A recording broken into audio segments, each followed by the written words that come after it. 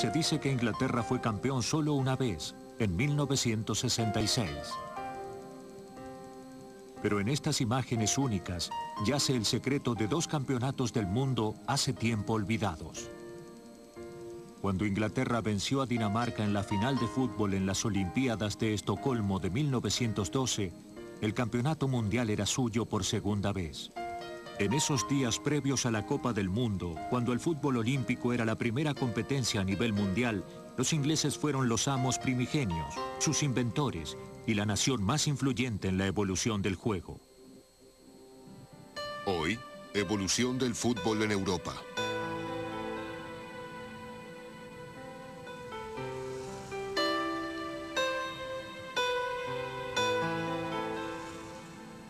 Los ingleses pudieron haber inventado el fútbol, pero muchas de las primeras innovaciones provinieron de Escocia.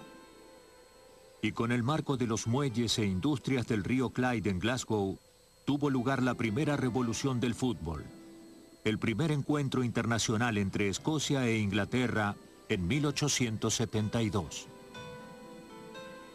Scotland had developed a passing running game through their oldest team, Queen's Park, whereas in England they predominantly played a dribbling game where individual skill was the only thing that counted.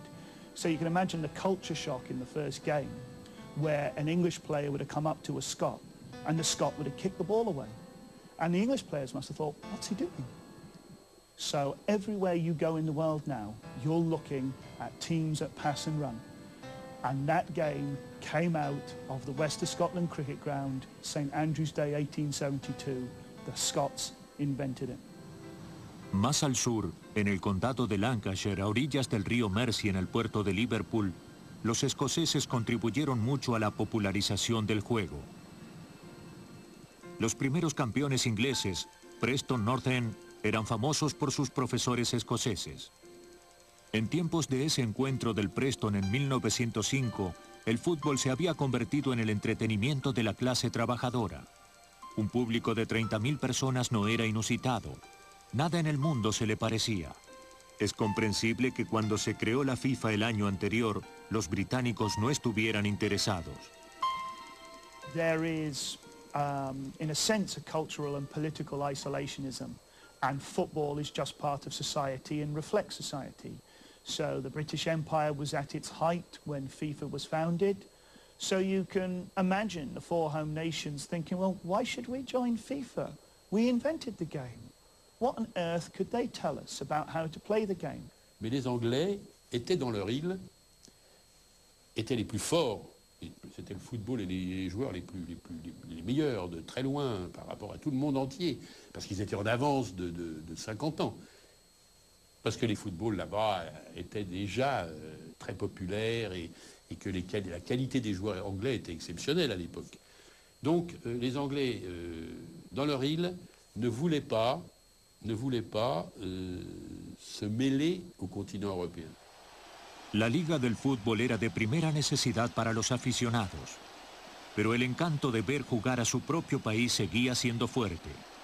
En 1907, con los escoceses luciendo los colores del rosario, rosado y amarillo pálido, el encuentro anual fue registrado por primera vez en una película. Era parte del Home International Championship, que incluía a Gales y a Irlanda. El antiguo torneo internacional se remontaba a 1884.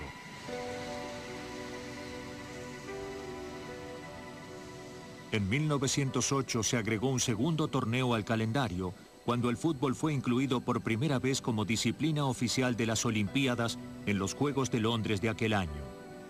Gran Bretaña estuvo representada por el equipo de aficionados que gozaban del mismo nivel que los profesionales. Ese equipo inglés no solo se convirtió en el primer campeón oficial del mundo en las Olimpiadas de Londres, sino que también desempeñó un papel de precursor en la expansión del fútbol en Europa. Las giras de los aficionados ingleses fueron fundamentales para el desarrollo del juego en Europa continental. Ciudades de Europa Central como Praga, Budapest y Viena eran los destinos preferidos. En Italia también fue fuerte la influencia inglesa, y cuando tuvo lugar el encuentro internacional entre Italia y Francia en 1912, La figura más importante del equipo italiano fue un hombre llamado Vittorio Pozzo, quien había aprendido fútbol cuando estudió en Inglaterra. Pozzo fue el técnico del equipo italiano en las Olimpiadas de Estocolmo, donde conoció a un austríaco llamado Hugo Meisl. Juntos cambiarían el curso del fútbol europeo. Nasce una lite terribile nella Federazione Italiana Gioco Calcio, si dimettono tutti, l'Italia era iscritta, allora dicono a Vittorio Pozzo una settimana prima: porti la squadra a lei che sa le lingue. Capirai, no? Mica porti la squadra a lei perché si intende di calcio, porti la squadra a lei che sa le lingue. Erano stati scelti 22 giocatori, c'era già il canonico elenco dei 22, rispondono alla convocazione, pensate, soltanto in 15. Durante las Olimpiadas de Estocolmo, Meisl invitó a Viena a un técnico inglés llamado Jimmy Hogan. Hogan tendría una gran influencia sobre el fútbol de Europa Central, ayudando a desarrollar un estilo particular que fue conocido como la Escuela del Danubio. En esta era no profesional anterior a la guerra, Inglaterra no tuvo rival.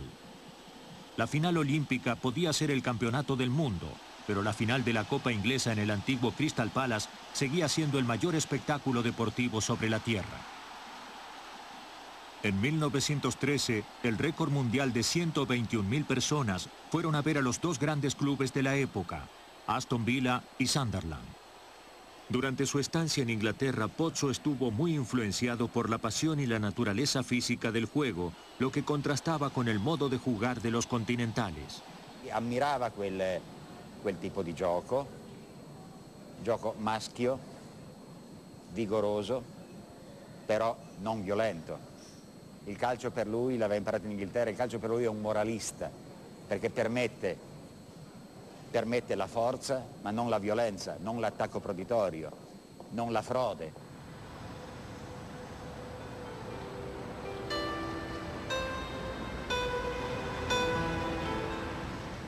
De las tres grandes ciudades de Europa Central, Praga, Budapest y Viena, surgiría el primer desafío a Gran Bretaña en su carácter de mayor potencia europea.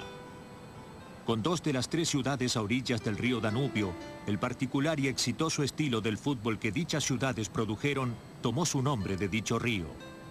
Antes de la Gran Guerra, las tres ciudades estaban bajo la monarquía de los Habsburgo, pero con lenguas y costumbres diferentes nunca fue una alianza feliz. En el campo de fútbol, la rivalidad era intensa.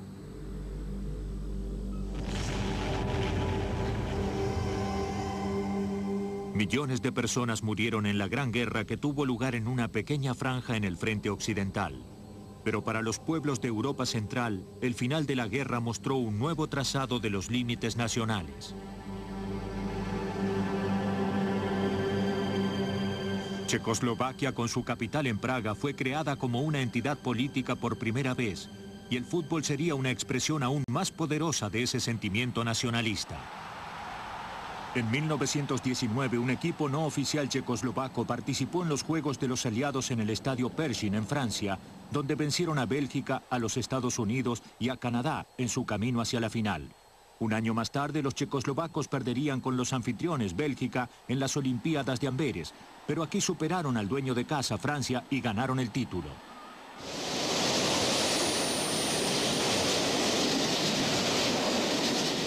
Fuera de Gran Bretaña, Praga tenía una de las redes de clubes más sofisticadas de Europa continental. Sparta Praga había ganado el afecto de la clase trabajadora de la ciudad, mientras que el Slavia había atraído a los grupos intelectuales de la capital.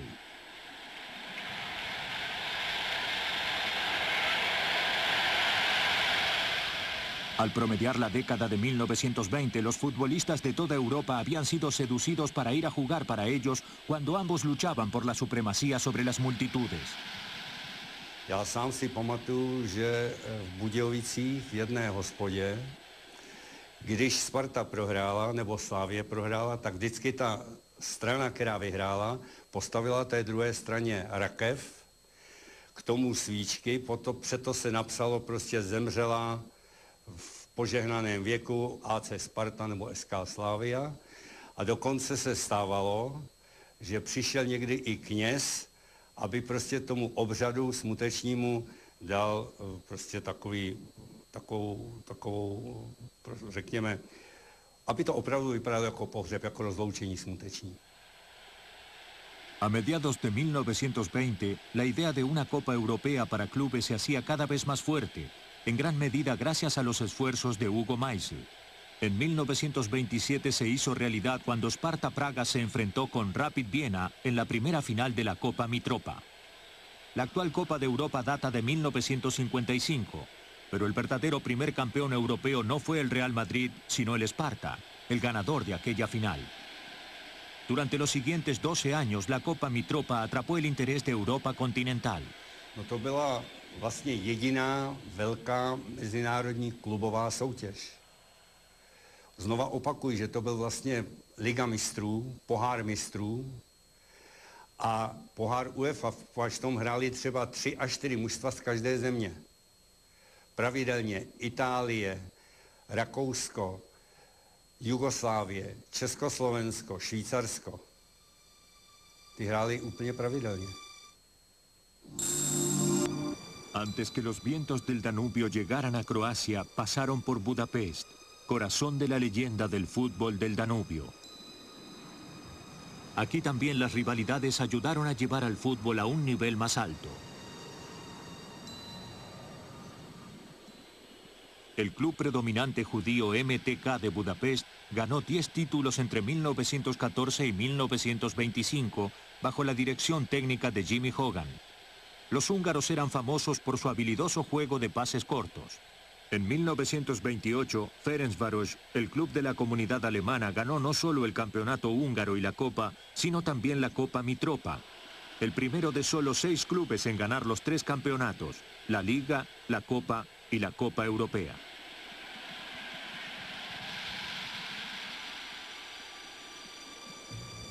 Si el corazón de la leyenda del Danubio descansa en Budapest, entonces su alma está 250 kilómetros río arriba, en la ciudad de Viena. Fue allí donde la leyenda nació y donde alcanzó su apogeo. En la década de 1920, Viena era un semillero de intrigas políticas. Los socialistas demócratas de la Viena Roja crearon un movimiento deportivo basado en la ética del no profesionalismo que esperaban reforzar a la solidaridad de la clase obrera. No creían en los grandes clubes como el Rapid, quien aunque obrero en sus orígenes, jugaba en lo que los socialistas demócratas consideraban como una liga de la burguesía. Estaban peleando una batalla perdida. En 1920, Austria fue el primer país fuera del Reino Unido en aceptar el profesionalismo, dado que el fútbol se había convertido en un deporte espectáculo. 3 años después, una multitud estimada en 100.000 personas presenció el encuentro entre Italia y Austria en Viena, un récord continental que perduró hasta después de la Segunda Guerra Mundial. El fútbol en Europa Central se estaba acercando rápidamente al nivel de las Islas Británicas. En 1931 era tan discutido como bueno, y ese año nació la leyenda del equipo maravilla austríaco tras vencer a Escocia 5-0. Anglie, Rakousko, Československo a Maďarsko, Ungarn. Tak to byly podle mýho názoru tenkrát nejlepší tým, žádný Švédsko nebo tohle, to všechno to neexistovalo. El equipo maravilla fue la creación de Hugo Meisel, quien además de dirigir la Asociación Austríaca de Fútbol, era director técnico del equipo. Die beiden Kapitäne, der Ungar Sarosi und der Österreicher Naus, begrüßen Sie. Entre 1931 y 1934, Austria sería vencida solo en 2 oportunidades, una de las cuales fue frente a Inglaterra en Londres en 1932. De hecho, esa heroica derrota solo se sumó a la mística que creció alrededor del equipo maravilla. Como Hungría y Checoslovaquia, los austríacos dependían de técnicas sublimes aprendidas en la calle, rechazando los aspectos más físicos del deporte. Pero a ello se debió su caída, una caída que llevaría al límite la amistad entre Meisel y Pozzo.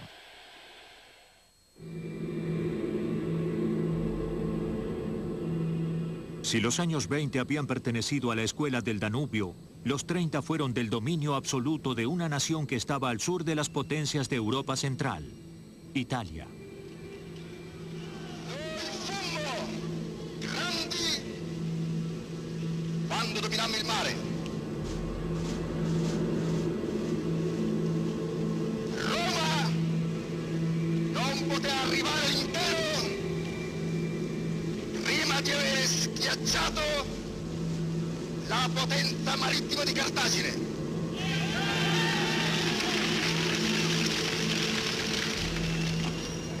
Más que cualquier otro líder de la época, Mussolini se percató del valor político del deporte.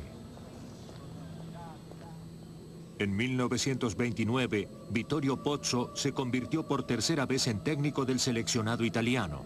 En el transcurso de la próxima década, los italianos arrasarían con todo a su paso. Il fascismo investe nello sport, investe nella attività fisica, investe nel cercare di creare uomini forti in cui lo sport diventava il podromo della guerra o della possibilità di partecipare a attività più importanti.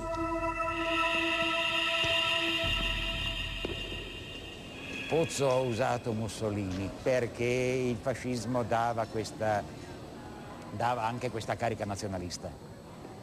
Però mio padre era un patriota più che un nazionalista, c'è una differenza, eh?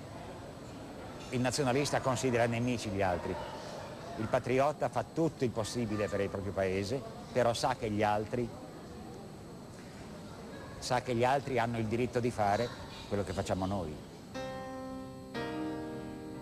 Una competencia para los seleccionados nacionales de Europa fue introducida en 1927, al mismo tiempo que la Copa Mitropa.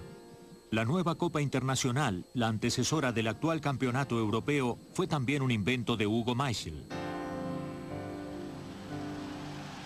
En 1930, Italia se convirtió en el primer campeón europeo.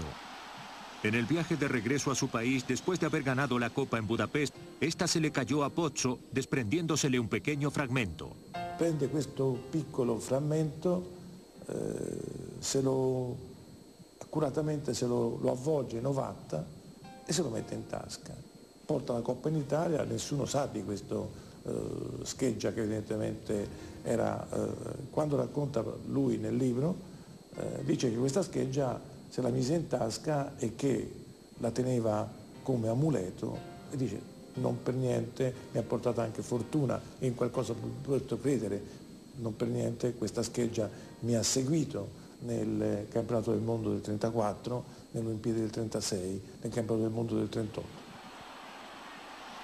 La primera Liga Nacional Italiana tuvo lugar en 1929. Mussolini era visto a menudo en los encuentros, especialmente cuando jugaba la Lazio. La Liga Nacional Italiana creció en riqueza e importancia. Se convirtió en hogar de numerosas estrellas extranjeras, como el gran goleador de la primera Copa del Mundo de 1930, el argentino Guillermo Stabile. 4 meses después hizo su debut en este encuentro entre Lazio y Génova, siendo uno más de un centenar de extranjeros que ingresaron a la liga en los años 30. Algunos argentinos, brasileños y uruguayos descendientes de italianos incluso llegaron a jugar en el seleccionado nacional. El fútbol le dio a Mussolini un perfil y lo utilizó a su favor. Sin embargo, aún se discute sobre cuánto le gustaba el juego en realidad. Mussolini fa sì che si possa avere l'organizzazione del campionato del mondo del 34. Non tanto per vincerlo, ma per far vedere che l'organizzazione era tale in Italia da poter organizzare un campionato del mondo. Al no ser miembro de la FIFA, Inglaterra no estaría allí. The defeat of the English football 11, wearing white shirts, by Czechoslovakia in their first international in Prague for 35 years, has caused critics much discussion on the question whether English soccer is as preeminent as it used to be. And the home side, playing very precise football, delight their supporters by shattering the legend of English supremacy. Tras esta derrota un mes antes del campeonato, Pozzo dijo que los ingleses no habrían llegado más allá de los cuartos de final de haber estado en Italia. Resultó que la Copa del Mundo de 1934 estuvo plagada de controversias, especialmente por la supuesta manipulación de los árbitros por parte de los anfitriones. En ninguna parte fue más evidente que en la semifinal entre la Italia de Pozzo y la Austria de Meichel.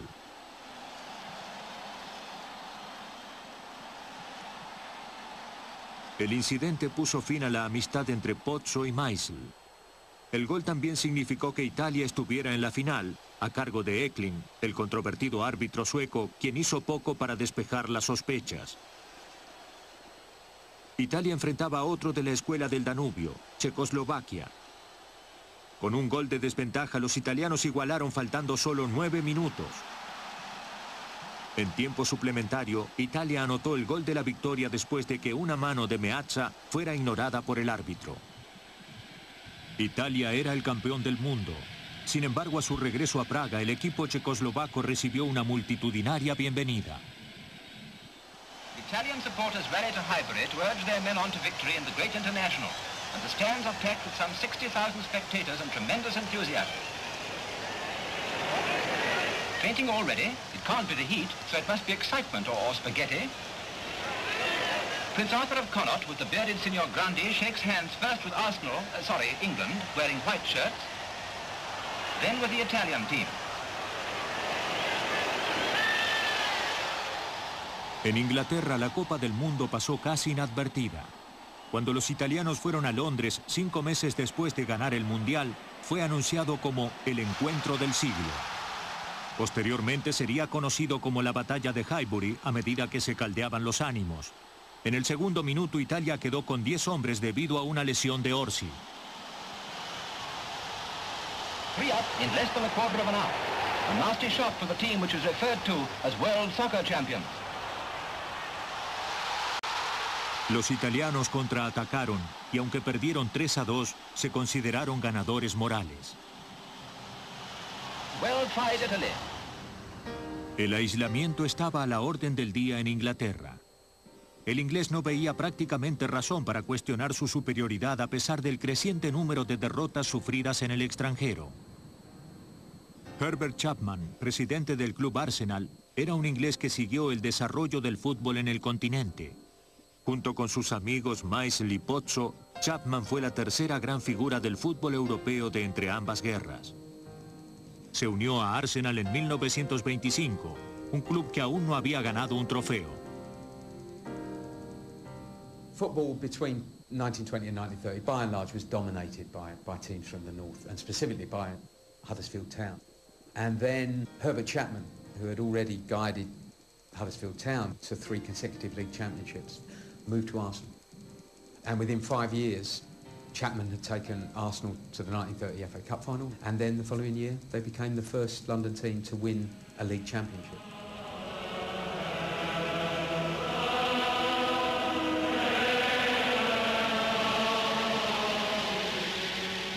La final de la Copa Inglesa de 1930 fue disputada por los 2 equipos de Chapman, cuando Arsenal enfrentó a Huddersfield. Al igual que Pozzo y Meisel, Chapman era un innovador. Fue el primero en impulsar un tercer hombre en la defensa e incluso intentó contratar a un extranjero antes de la final de 1930. Pero la transferencia de Rudy Hayden, el arquero del equipo Maravilla, se vio frustrada por el Ministerio de Trabajo, uno de los tantos escollos que Chapman enfrentaría en su carrera. Famosa por la aparición del Graf Zeppelin, la final de 1930 mostró a Arsenal ganar el primero de 7 trofeos en una década que dominaría por completo. Here's Mr. Herbert Chapman, the famous manager, with his lads at Highbury. And now I'm going to ask him to introduce them to you. Mr. Chapman? I must apologize this morning. I'm so husky, I can scarcely speak. La-di-da-di-da, la-di-da-di-da, all good pals and jolly good company.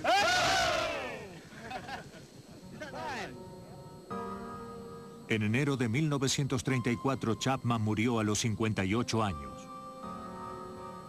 It's not inconceivable to think of Herbert Chapman as, if he'd lived even another 5 or 6 years, possibly moving on from Arsenal to becoming an England manager. Chapman would have had England in the World Cups the next night. You know, he understood football as an international game. He understood what we understand as modern football. Un juego cada vez más profesional, la estricta adhesión a la ética no profesional significaba aislamiento y también lo más importante, que Alemania, la mayor nación de Europa, fuera sede de los Juegos Olímpicos.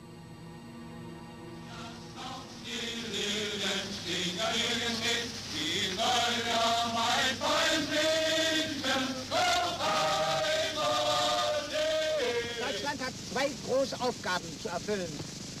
1936 aufzutreten als gütiger Gastgeber für alle Nationen, die zu den Olympischen Spielen kommen und ebenso als Teilnehmer. Sie sehen also, dass sportlich, technisch, organisatorisch vor uns eine herrliche, große nationale Aufgabe ersteht. Las Olimpiadas de 1936, de las que los nazis se apropiarían para su propaganda, serían recordadas como unas de las más políticas. Los Juegos dejaron una impresión indeleble en los participantes. Ma atmosfera fredda, però non c'è mai stato nessuno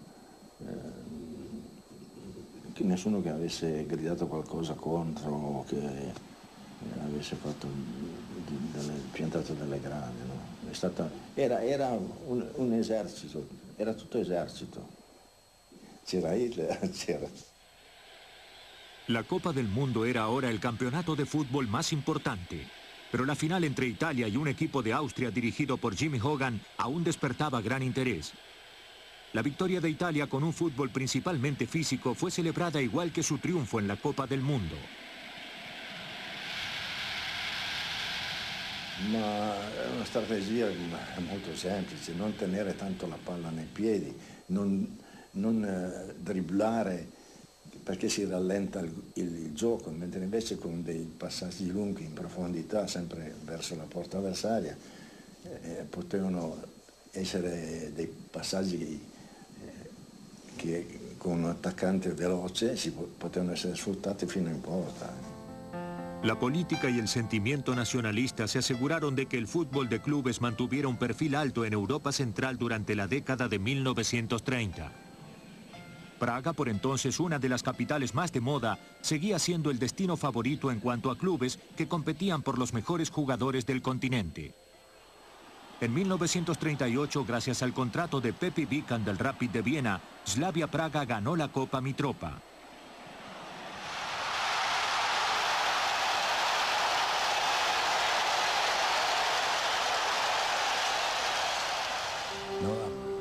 El último capítulo en la apasionante historia del fútbol entre ambas guerras fue escrito en Francia, en la Copa del Mundo de 1938. Una vez más estaban ausentes Inglaterra y Uruguay junto con los austríacos, cuyos jugadores representaban ahora a Alemania tras el Anschluss de principio de año. Con la muerte de Chapman en 1934 y de Meisel en 1937, Pozzo era el amo absoluto del fútbol europeo. Virtualmente podía hacer lo que quería.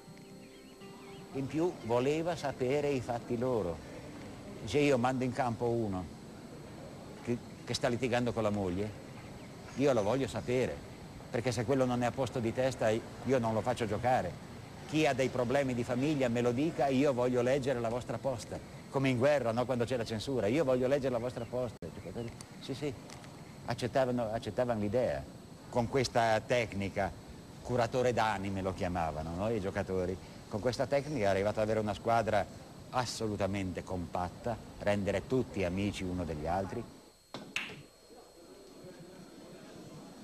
Infatti c'è stato qualche giocatore che non ha giocato in nazionale perché c'era Pozzo, perché aveva fatto qualche cosa che non andava o era venuto a conoscenza lui di qualche cosa che non aveva, magari si era alzato di notte perché aveva adocchiato qualche signora o signorina nell'albergo e noi eravamo come dei prigionieri.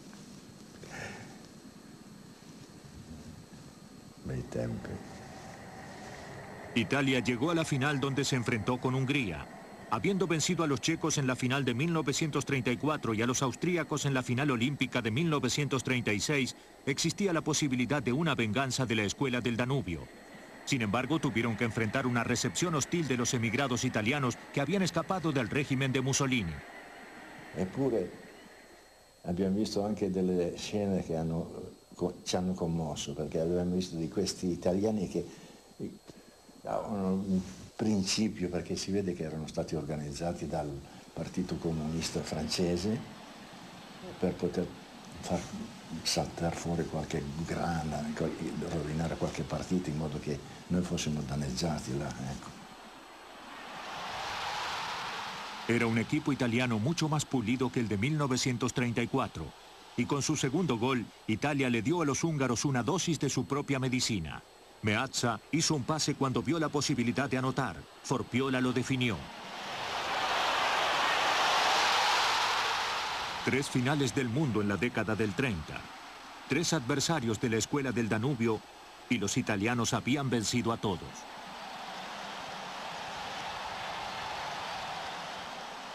Meazza recibió la copa por eso. Pozzo había conseguido lo que ningún director técnico había logrado hasta entonces, llevar a un equipo a 2 victorias en la Copa del Mundo.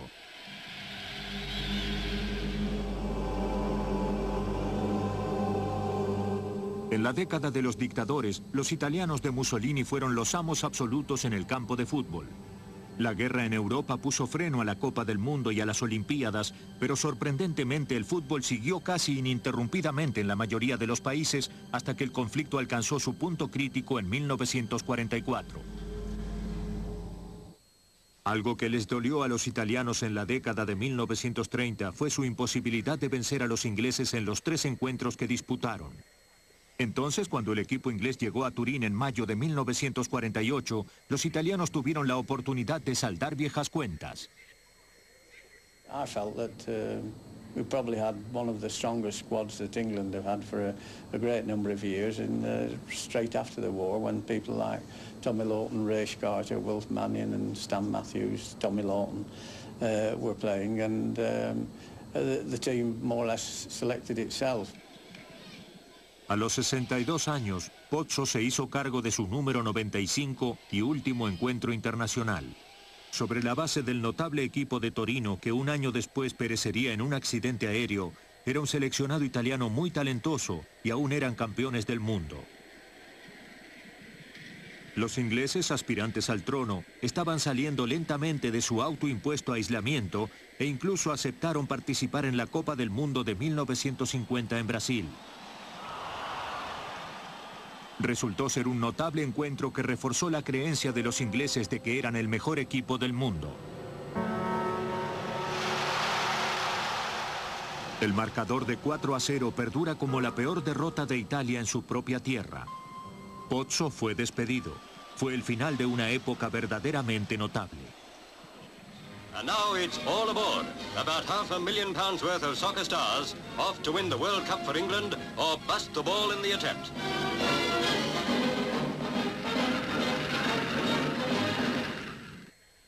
La primera aventura mundialista de Inglaterra fue un verdadero desastre. Lejos de ganarlo, ni siquiera superaron la primera ronda. Winterbottom pudo haber sido el primer técnico del seleccionado inglés, pero su papel estaba limitado. When I looked upon those games, I thought, how stupid we are. It's typical, we're isolationists in every way. We don't see the need for preparation.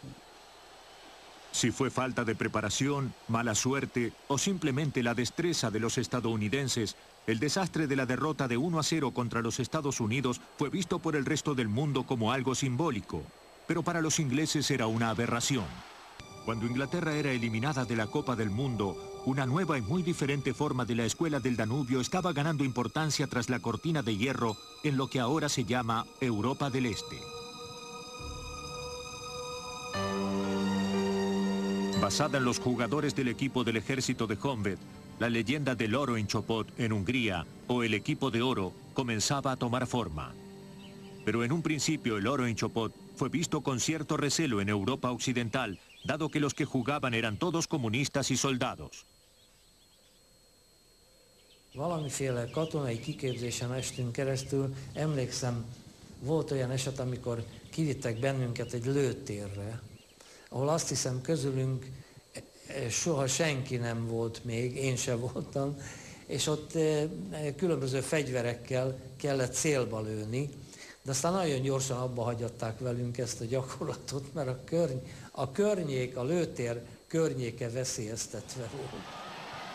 Los primeros signos de que los húngaros estaban desarrollando un equipo formidable se evidenciaron durante los Juegos Olímpicos de Helsinki de 1952. En la final se enfrentaron a Yugoslavia y aunque las naciones profesionales de Occidente no pudieron enviar sus equipos más fuertes, el modo como los húngaros ganaron la medalla dorada aún es muy impresionante. En fútbol fue solo una de las 16 medallas de oro que Hungría ganaría en Helsinki.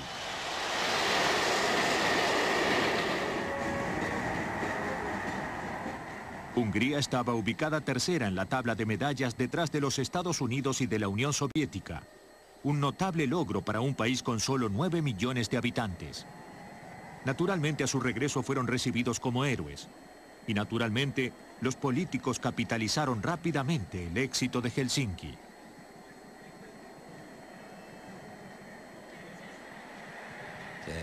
A politika az bent van minden országnak a sportjába, mert azért ugye egy országot egy kormány képvisel, akár ilyen, akár olyan rendszerű, tehát annak érdeke az, hogy a sport is olyan legyen, hogy az hát elősegítse az ő tevékenységüket.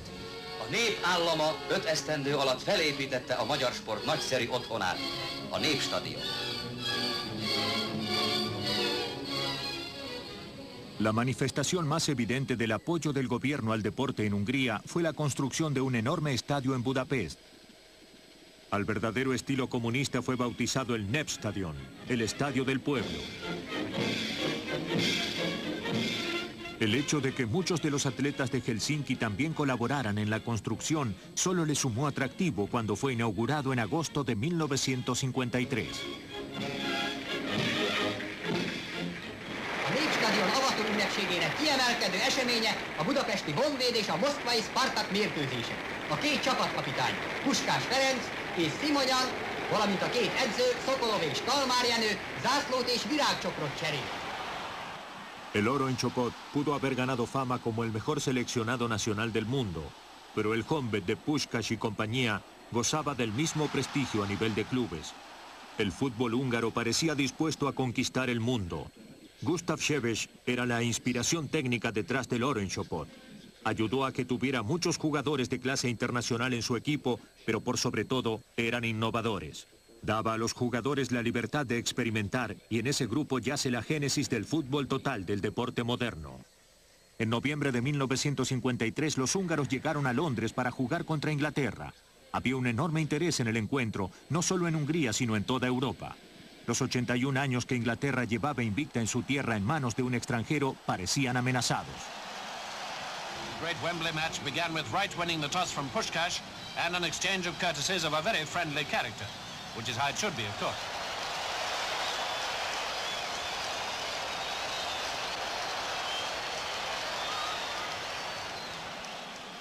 Inkább szerintem az angolok csináltak egy nagy propagandát, mert ők azt mondták, hogy a világ két legjobb csapata játszik egymás ellen. Tehát minket felemeltek melléjük, saját maguk mellé. Perfect coordination led to a goal for Hungary in less than a minute. The scorer's name is pronounced Hidikuti, I hope.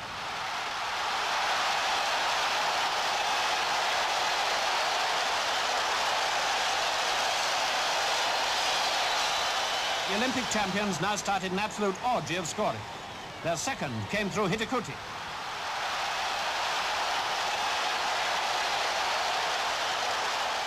Their third was a real beauty. Just watch the smart footwork by Puskás.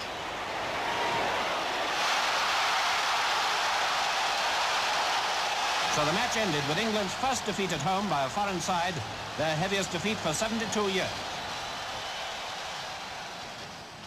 6 meses después, los húngaros hicieron el viaje en tren más importante de sus vidas. Después de 16 años, la Copa del Mundo regresaba a Europa. Hungría había llegado a la final la última vez que había tenido lugar en Europa. Esta vez eran los favoritos al título. En su camino atravesaron una nación que aún no se recuperaba de los efectos de la guerra. Irónicamente, cuando la paz llegó a Alemania, se interrumpió el fútbol. Durante la guerra continuó casi ininterrumpidamente. En medio del caos y de la privación, el campeonato se reanudó en 1948. Casi sin otro entretenimiento, el fútbol se tornó sumamente popular, a un nivel nunca presenciado en el país. Wie hier der frisch gebackene deutsche Fußballmeister VfB Stuttgart. Über 200.000 Begeisterte waren auf den Beinen, um ihre Meisterelf zu begrüßen und zu feiern. En 1950, Stuttgart fue también el escenario para el primer encuentro internacional en Alemania Occidental. En los primeros 10 segundos, Alemania estuvo a punto de anotar. Und jetzt kommt der entscheidende Moment des Spiels. In höchster Gefahr macht ein Schweizer Verteidiger Hand. 11 Meter. Ein Bombenschuss und Tor. Dedinsky hizo que Alemania comenzara ganando. Sepp Herberger fue nombrado técnico del seleccionado nacional en 1936, un puesto que mantuvo durante 28 años. Ningún individuo contribuyó más que Herberger a la evolución del fútbol en Alemania. A pesar del pasado de Alemania, Herberger llevó a su equipo a Suiza para la Copa del Mundo de 1954.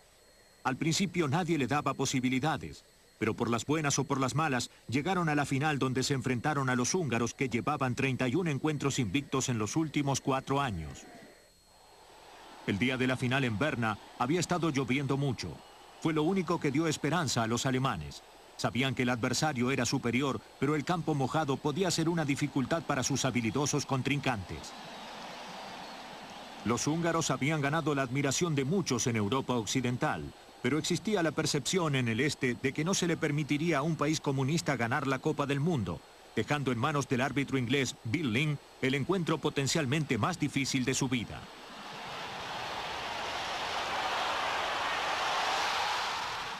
Los húngaros comenzaron con una ventaja de 2 goles, pero a los 10 minutos los alemanes habían recuperado su nivel de juego, por lo que Grosic, el arquero húngaro, no pudo impedir que Alemania igualara. No hubo más goles hasta el final del encuentro dominado por los húngaros. Sin embargo, fueron los alemanes los que se abrieron paso para llevar el marcador 3-2. Ugye az az ominózus harmadik gól, amit a Puskás rúgott a befejezés előtt néhány perccel, amelyre mindenki esküdött, hogy nem volt les. Egyedül a játékvezető. Először érdekes módon, először gólt ítélt. Aztán valamilyen oknál fogva még egyszer fütyült, és szabadrúgást ítélt a német csapat javára, azzal a címmel, hogy lesállás előzte meg a gólszerzést, a gól maga érvénytelen. La victoria de Alemania fue un resultado sorpresivo, pero la final de la Copa del Mundo comenzaba a ser famosa por producir resultados improbables y controversias. Los húngaros creen que ese día no se les permitió ganar la final. Pero fue una derrota que fue tomada con la acostumbrada caballerosidad. En Alemania, por su lado, la incredulidad combinada con una euforia nacional no conocida desde la guerra señaló el reingreso de ese país a la corriente cultural europea y sentó las bases del fútbol y del éxito que hizo del país una de las mayores potencias europeas en la segunda mitad del siglo XX. Man war geächtet und dann kam Deutschland langsam wieder zurück. Man hat versucht, Deutschland wieder aufzubauen. Und dann kam dieser grandiose Sieg bei dieser Weltmeisterschaft und man war plötzlich wieder dabei. Deswegen war dieser Sieg bei dieser Weltmeisterschaft sicherlich der wichtigste Sieg in der Geschichte des deutschen Fußballs.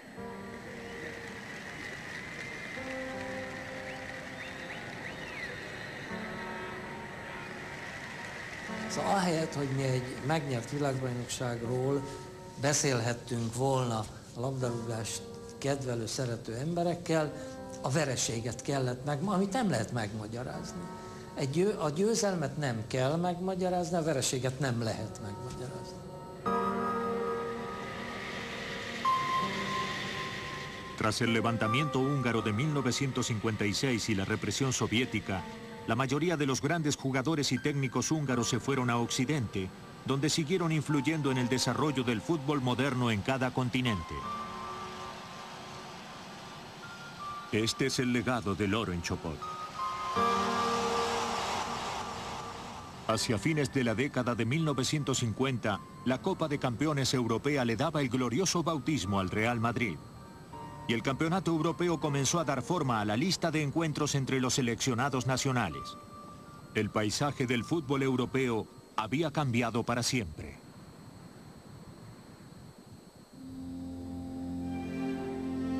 Versión en español, Palmera Record. Historia del fútbol.